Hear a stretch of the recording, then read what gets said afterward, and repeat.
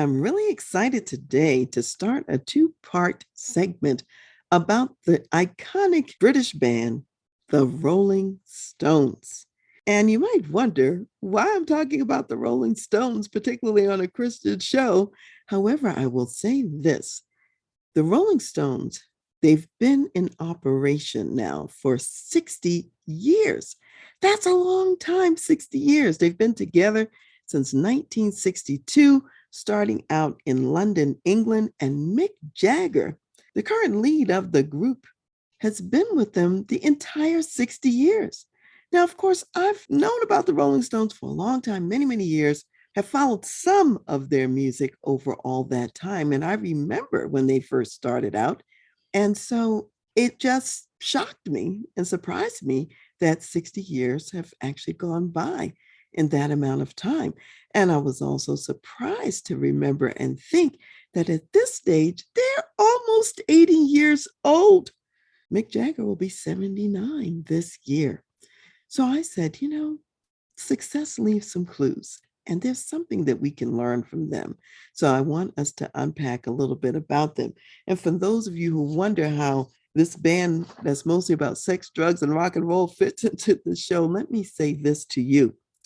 Even in the Bible, there are people that may not share completely the values and viewpoint, let's say, of a Christian perspective. And yet Jesus used them as examples because there was an element of something that they were doing that was commendable. So, for example, when he was talking about the unjust steward who was going to get fired because he was mismanaging his boss's money, he commended that steward for being shrewd because he went around to all the people who owed money to his boss and he found ways to settle accounts with them quickly and favorably for them so that when he was fired, he would still have some friends out there in the marketplace. And then another example is the magistrate who's supposed to be meting out justice appropriately. And the woman comes to him to get justice. And the scripture tells us this magistrate didn't care about people. He didn't care about God, didn't honor God. But because this widow was persistent, he actually did take care of her complaint. So this story with this magistrate who's not caring about anyone is in there because we're really looking at the widow and her persistence. And sometimes we have to be persistent, even in front of those who are not for us and who might not even share our values. Now, with respect to the Rolling Stones, there was a lot to also like and admire. And I want to highlight some of what that is. And there's also some things we can learn from that maybe weren't their best moments. And we'll talk about that a little bit too between the two different segments. So let me just mention, yes, they're now on a 60-year tour, which is called 60. And if we look at the career of the Rolling Stones band, they have sold more than 240 million records. They've won 3 Grammys. They have won a Grammy Lifetime Achievement Award. And they've also, in 2007, they had 4 of the 5 top grossing concerts of all time by that year. And they're second only to the Beatles in #1 hits in the United Kingdom. They're fourth on Rolling Stone's list of greatest artists of all time. And in 1989, they were inducted into the Rock and Roll Hall of Fame. In 2004, into the UK Music Hall of Fame. And in 2019, Billboard had them as the second greatest artist of all time. They've had 13 #1 singles. And on top of all of this, in 2003, they were knighted. Mick Jagger was knighted for his services to popular music. And in addition to all the commercial work that they've done over the years, they're also a band that's done many benefit concerts and appearances, done many charity engagements to also give back to others and help other people. If I think about this personally, what is it that I have enjoyed about the Rolling Stones over the years? It's because their bass was a blues bass, and I always loved the blues. And if you listen just to the instrumental part of their music, when they were particularly in their blues sort of genre, you hear the heavy blues influence in their instrumentation. And it makes the music interesting. 'Cause I'm not a big rock person, but I like the rock that has the blues influence in it. I can remember when the Ed Sullivan Show was on television, and anybody would certainly be performing on the Ed Sullivan Show. The Beatles were on during this time in the 60s. And so the Rolling Stones came along and they also were on the Ed Sullivan Show, but because they were way out of the box, they had to tone down some of their lyrics in order to sing in the family friendly way on the Ed Sullivan Show. And Ed Sullivan, he invited them to be on the show. And it was about a year before they actually could be on the show because they were getting into some trouble for drug usage in other places. And so that had to be tamped down for a while also. So, what I want to really talk about in this first segment, especially, is what's the backstory of the band? How did they really start? What was the beginning? And so, Mick Jagger and Keith Richards, who was a gifted guitarist. Keith Richards and Mick Jagger, they were childhood friends and classmates going all the way back to 1950. And so they were good friends until Mick Jagger moved away. His family moved about 5 miles away from where they were living in England, and that was in 1954. So, in the absent time, during that distance, Mick Jagger formed a garage band with a Rich Taylor, and they were playing music based on the influences that Mick Jagger really loved, which was Black artists in the United States in the blues genre. People like Muddy Waters, Chuck Berry, Little Richard, R&B and blues, Howlin' Wolf, Bo Diddley, all of these were the early influences on Mick Jagger. Then, right around about 1961 or so, Mick Jagger is taking the local train in England and he runs into his old buddy Keith Richards. They're standing on the local train platform together, and Jagger has an armful of these records from the blues artists in the United States. And so Richards recognized that they both still had a passion and love for the same music. So they reconnected. So we have Richards now, we have Taylor, and we have Jagger, and they create a group that was called the Blues Boys. And also joining their group were two other guys, Alan Etherington and Bob Beckwith, and that made up the Blues Boys. So that's 1961. Then in 1962, they hear about another group that's at the Ealing Jazz Club. And that group was called Alex's Corner R&B Band, also known as Blues Incorporated. So they sent that group a demo tape about their own work. And they later, on the 7th of April, got to meet the band Blues Incorporated, and they met them at the Ealing Jazz Club. At that time, Brian Jones was a side guitarist with the Blues Company. That group also had Charlie Watts, Ian Stewart, and Richards and Jagger then decided to join forces with those guys. And that's how they started then a collaboration. And at that point, Brian Jones was really more the lead of the band. Well, not so much the lead then because he was really a side guitarist, but he decided to leave that group and start his own group. And when he chose to start his own group, he put an ad in Jazz Weekly and he was looking for bandmates. That's when Mick Jagger and that's when Keith Richards decided to join him. And also Ian Stewart came to be a part of that group as well. So now we've got these guys now forming together what would ultimately later become known as the Rolling Stones. And here's how it happened. Brian Jones, who was the lead of the group, he actually got on Jazz News phone call and he was asked, well, what's the name of your band? They didn't really have a name. And an album cover was there by Muddy Waters that had a track called Rolling Stone. So he told them, our name is the Rolling Stones without the G on the rolling part at that point. So that's how the group got its first name. It was later, on the 12th of July in 62, that they did a show under that title of Rolling Stones, and that was the Marquee Club in London. And then later on, their classic lineup then included Charlie Watts and as their permanent drummer. That happened around about the 12th of January in 63. By the time we get to 1964, they're doing their first UK tour. And on a couple different surveys, they actually beat out the Beatles as being the number one UK band. And it was right around that time that they changed their name from the Rolling Stones to the Rolling Stones with a G on the end. And that's how they would end up being known. The band had to figure out what was going to be their direction. What were they really going to be about? And they doubled down on the Chicago blues sound. That was kind of their main influence in the genre that they really wanted to move into. And so that's what they focused on. In about 1964, they also got a new manager. And this manager was 19-year-old Andrew Loog Oldham. Even though he was only 19, he had previously managed the Beatles. And it was the Beatles who actually suggested that the Rolling Stones consider Andrew as their manager. Now, of course, Andrew had learned some things from managing the Beatles.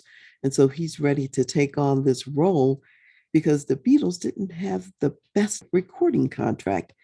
And so Andrew learned from that and he was able to negotiate a better deal for the Rolling Stones. But let me mention that because he was 19, he was technically underage and he wasn't able to sign contracts or do anything on his own. And prior to that, his mother had to co-sign everything in order for him to do any work. They hired someone else to also work with him so that all the contracts could be signed and all of that could be done. So the first label that the Rolling Stones were under was Decca Records, and they had extremely favorable terms for that time. But if we consider modern times, they got some really favorable terms. For example, for a new act, they got 3 times the royalty that would normally be offered. They also had full artistic control of their work, and they owned their own master tapes, and they could record in non-Decca studios, which was a real bonus because they actually preferred to record in the Regent studios because it was more cost effective and they liked the acoustics better in the Regent studios. So they weren't limited to the Decca studios in that case. In 1963, they did their first big UK tour and they were performing with Bo Diddley, Little Richard, I should say not with, but on the same ticket as Bo Diddley, Little Richard, and the Everly Brothers. So this gets them some additional exposure along the way. Also, around about this time, one of their singles that ended up hitting it kind of big was a remake, actually, was a song by the Beatles. It was written by John Lennon and McCartney. It was called I Want to Be Your Man. It was number 12 on the UK charts. And back in those days, one of the things the Beatles did, which was kind of interesting, is for their friends, they would actually gift them the copyrights to songs so that that group could record the song. And that's what they did for the Rolling Stones on that particular song. So right about this time, their young manager, Andrew Oldham, he recognized that they were leaving a lot of money on the table because they were playing a lot of covers and music that other people wrote. And that's really how this band started. They did a lot of music that was already out there that other people had made popular, and they were just doing their own cover version. And so Oldham said to Jagger and to Richards that it might be really important for them to learn how to do writing of songs. Because if they were the writers themselves, they wouldn't be losing all of this money to the copyrights of other people. Now, none of them were really songwriters. And so this was really a novel thought. And Jagger and Richards didn't even think they could do that necessarily. But so they just played around with it and experimented and did their sort of sophomoric attempts at songs. And they actually ended up doing pretty well. And this kind of shifted the dynamics a little bit because at this point, Brian Jones had been more the lead in the band. And we're moving now towards a season where actually it's going to be more Mick Jagger is the lead and also Richards because they were the songwriters. And also, right about this time is when Brian Jones gets addicted to drugs. And that's a really difficult season for the band, a very difficult era and time period. And ultimately, he would leave the band because of his drug addiction and his inability to keep up with their assignments on the road. And about a month later, he tragically dies in his swimming pool at his home. And so that's what ultimately happens with Brian Jones along the way. And so this leaves Mick Jagger and Richards in kind of the lead role in the lead position. And 64 is when they did their first US tour. And some would describe it as a disaster of sorts because they're just learning and it's just the beginning. And one of the places where they were was the Hollywood Palace with Dean Martin. And Dean Martin was said to have mocked them because of their hair and the way they were performing. And you have to understand that Oldham, who was their manager, he realized he had to make a distinction between the Rolling Stones and the Beatles. So the Beatles, they had these suits on, even though they had the long hair, it was more of a clean cut look. So he kind of made the Rolling Stones more like the bad boys. They were kind of like the grunge band, and they were really over the top. And so that was going to be their differentiator and their difference and their moniker along the way. And so here they are looking really different coming to the United States. Dean Martin wasn't all that thrilled with them. However, while they were there, they did do 2 days of recording at Chess Studio in Chicago. And on that trip, they met Muddy Waters and other people who they had admired and who were their earlier influences. And one of the things that strikes me about, I saw a video clip of them playing with Muddy Waters at a club. And what was fascinating is they clearly loved the blues music, and you could see how they were energized by it. They could also play it, especially the instruments. Richards was just phenomenal at playing the blues with Muddy Waters people and so on. Mick Jagger would take turns kind of singing with Muddy Waters back and forth. And yet it was clear to me that although this was an influence and this was the base, that box was really going to be too small for the Rolling Stones. They were going to break out of that box and do something a little bit different and a little bit unique. And so we'll talk a little bit more about how they transitioned from doing the covers and how they transitioned from imitating, if you will, the work of others to finding their own sound and their own place on the map. So you might be wondering, as we're having all this conversation about the Rolling Stones, what does this have to do with business? What's the business application? Well, there is a business application. There are a few principles I extracted out of this part one piece that are important to pay attention to because remember, I said success leaves clues.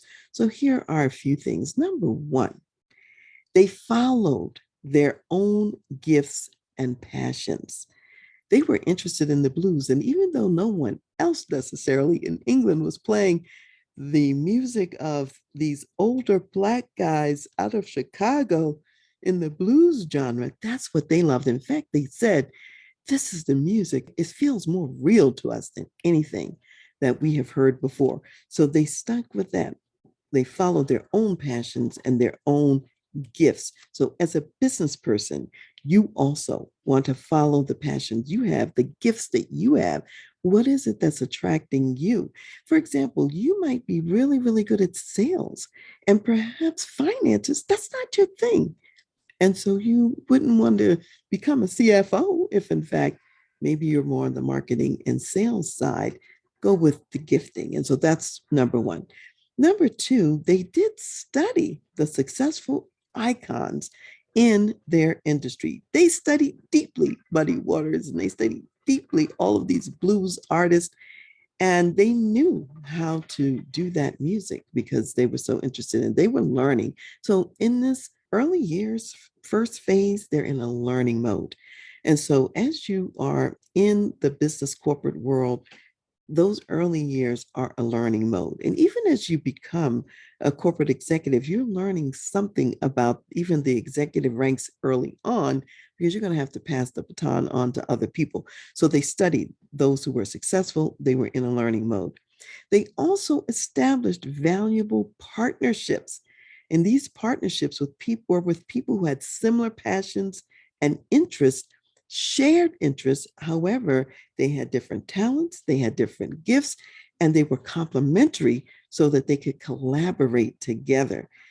It's not a mistake that their manager, the 19-year-old manager that they brought in, had worked with the Beatles. He knew something about groups that were big and iconic like that on the screen at that time, and even their collaborations with these partners to ultimately form the Rolling Stones band. So that was important, those partnerships that they established. So they were willing to grow, they were willing to expand and really change the seats, if you will, on the bus as they went along.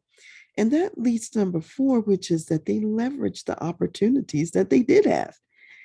For example, when they were doing their tour and were able to be the front end act of some great people who they loved from the United States, that was an opportunity to leverage. And so they did that. And then number five, they created, and we'll see this more in segment two, but they created their own style. So it was an evolution of their artistry and evolution of their craft to get to the point of a distinction, if you will. So when you think about yourself in the business world, you want to ask, what are the valuable partnerships that I need to establish with people who are bringing different gifts and talents that are complementary to my own? How can we collaborate together? What are the opportunities that we can collectively leverage? And how do we create our own special secret sauce, our own distinction in the marketplace is also an important question to ask along the way. So, next time when we continue with part two of the Rolling Stones, the 60 tour, 60 years, unpacking what's made them successful for a 60-year time period, I'll add a few more business application points. For now, let me close with this particular Bible verse. It's from Proverbs, the 24th chapter, and verse 27. And it says, prepare your outside work, make it fit for yourself in the field, and afterward build your house. This is important. There's preparation, and you're making it fit for you, not just taking the coat of armor that belongs to Saul and being David and wearing that. You're making it fit for you. And when it fits for you, then you can build your own house. And that's what we're going to unpack next time, is how the Rolling Stones built their own house.